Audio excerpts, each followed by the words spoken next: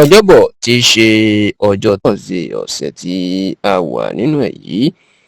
èyí tí yóò jẹ́ ọjọ́ kẹsàn-án nínú oṣù kẹwàá ọdún tá a wà yìí, the 9th of October 2025,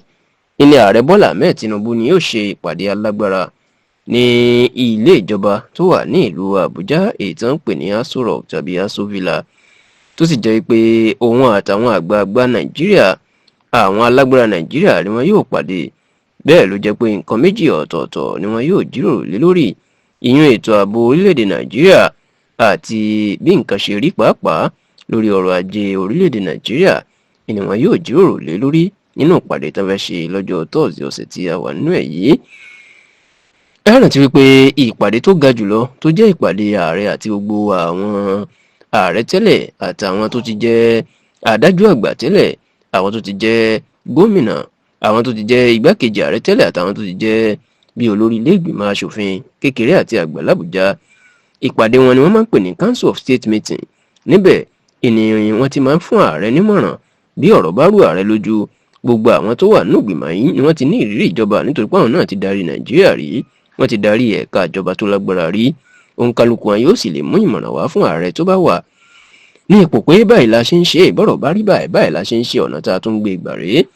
Irú ìpàdé yìí òun náà sì ni ààrẹ Bọ́lá Ahmed Tinubu ló pè tí ọjọ́ tọ́sídẹ̀ẹ́ ọ̀sẹ̀ tí a wà nínú ẹ̀ yìí, níbi tí ó ti yẹ kí àwọn olórí orílẹ̀-èdè tẹ́lẹ̀ bíi olóyè Olúṣẹ́gun Ọbásanjọ́, ajagunfẹ̀yìntì Abubakar Abdulsalam, ọ̀mọ̀wé Goodluck Jonathan, ajagunfẹ̀yìntì Yakubu Gowon àti ajagunfẹ̀yìntì Ibrahim Babangida, tó yẹ kí àwọn náà wà pẹ̀lú àwọn ààrẹ tẹ́lẹ̀, àwọn igbákejì ààrẹ tẹ́lẹ̀ lórílẹ̀‐èdè yìí bíi ọ̀jọ̀gbọ́n Yẹmí Ọ̀ṣínbàjò, olóyè Nnamdi Sambo, Alhaji Atiku Abubakar àti àwọn míì bẹ́ẹ̀. Ṣùgbọ́n nínú ọ̀sẹ̀ tí a wà yìí tí ìpàdé náà yóò wáyé, nǹkan méjì ọ̀tọ̀ọ̀tọ̀ la gbọ́ pé Tinubu yóò bá wọn sọ. Ètò yìí ṣe pàtàkì jù ní ọ̀rọ̀ ètò ààbò tó mẹ́hẹ lórílẹ̀‐èdè Nàìjíríà. Ẹ rántí pé lẹ́nu ọjọ́ mẹ́ta yìí ètò ààbò tí wọ́n mẹ́hẹ kọjá sísọ láti apá òkè ọya sí apá gúúsù ilẹ̀ wa, pàápàá ètò ń ṣẹlẹ̀ ní ìpínlẹ̀ Kwara lásìkò yìí, bóyá àwọn afẹ̀míṣòfò tó jẹ́ Fúlàní tíjọba máa ń pè ní báńdíìtì bí wọ́n ṣe ya wọ ìlú òkè ọdẹ tó wà níjọba ìbílẹ̀ Ìfẹ́lódùn